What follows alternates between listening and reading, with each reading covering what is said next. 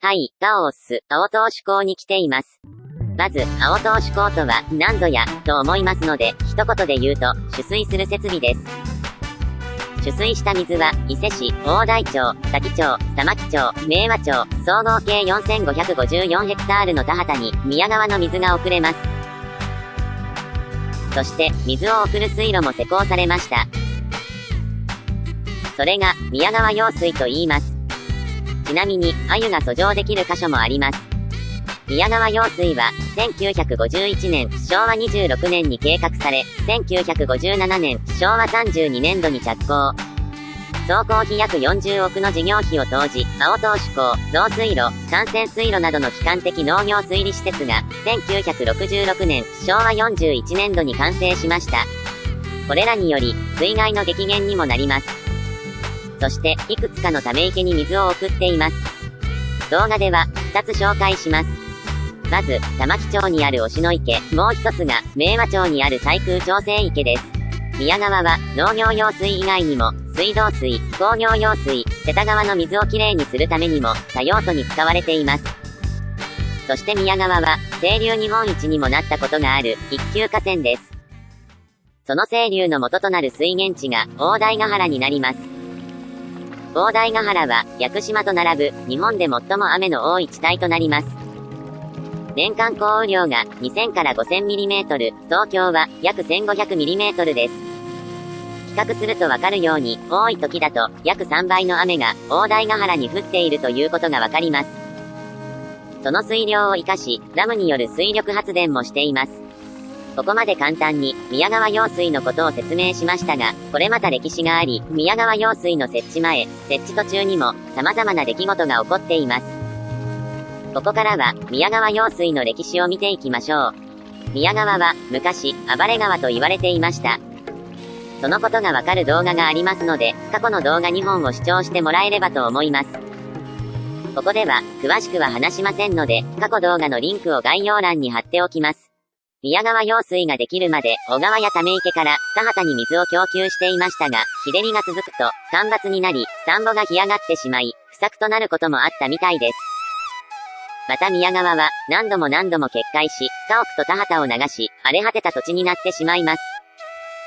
伊勢市に来ていた平清盛が、それに見かね、堤防を築造することになりますが、これもまた壊れてしまいます。難しい宮川の治水と、利水を同時にすることの困難さがわかります。その時代、今もですが、水が枯れてしまうと命にも関わる問題で、人々を救いたいとの思いで、ため池を作ったりする人も出てきています。私が知る限りでは、小桂池ですね。そして、多くのため池が作られた時代が、江戸時代です。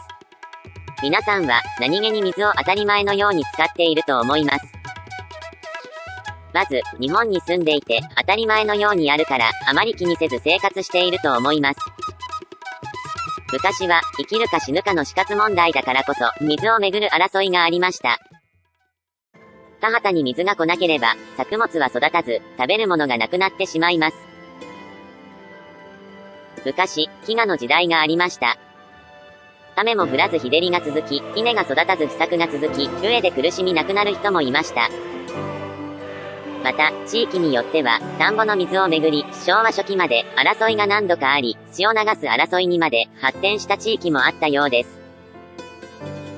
今では、蛇口をひねれば水が出て、コンビニやスーパーなどで簡単に、水を手に入れられる時代になりました。さて、他国はどうなのかというと、国境をまたぎ、川が流れるところは、水を使う権利等を話し合うなどして、平等に使用するようにしているとは思いますが、上流にある国がどうするかにより、下流域にある国は、翻弄されるようなことも出てきます。日本は島国であり、国と国が接するところは海というわけで、日本国土の水源は、日本だけが使える唯一の自然の恵みなんですよね。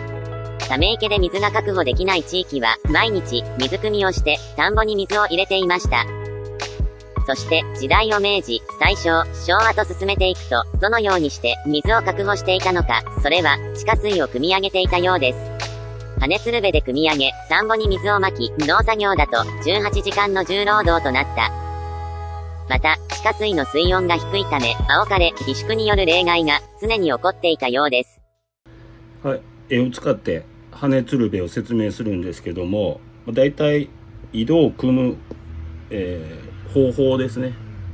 だいたい僕らが、想像する井戸の水を汲むとき、だいたい、時代劇とか見ると、ここの屋根のところに滑車がついて、でこのロープで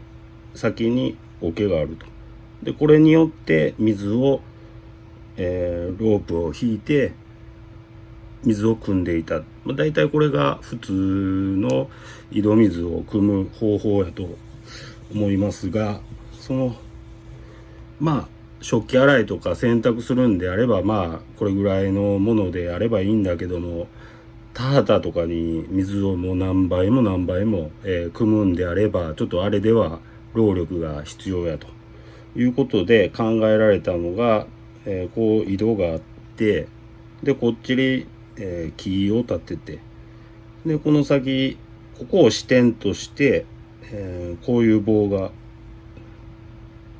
ついてます。でこっちに重りがついていて、でこの先に、竹でこうあって、この先に桶がついてると。でこれを上下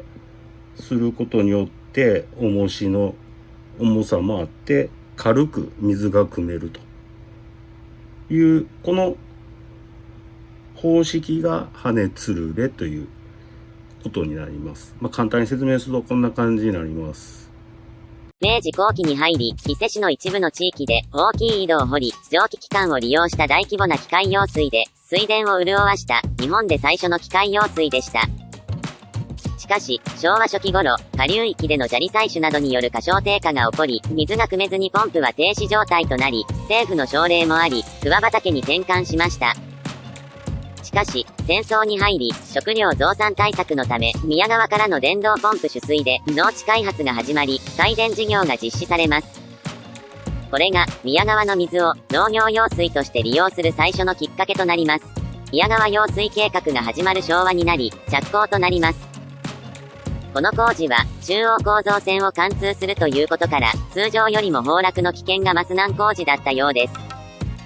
難工事であっても、進めようと思えば、工事は進められますが、ため池によって、水が確保されている多くの地域の農家の人たちが、宮川用水から外すようにという要望があり、反対運動が始まります。反対の要因としては、農家による工事負担金が、最初よりも増えてしまい、農家にとっては、負担も重くなり、また、利水条件がまだらなことと、水に困っていない地域にも、一律の工事負担金を払わなければならない理不尽さに、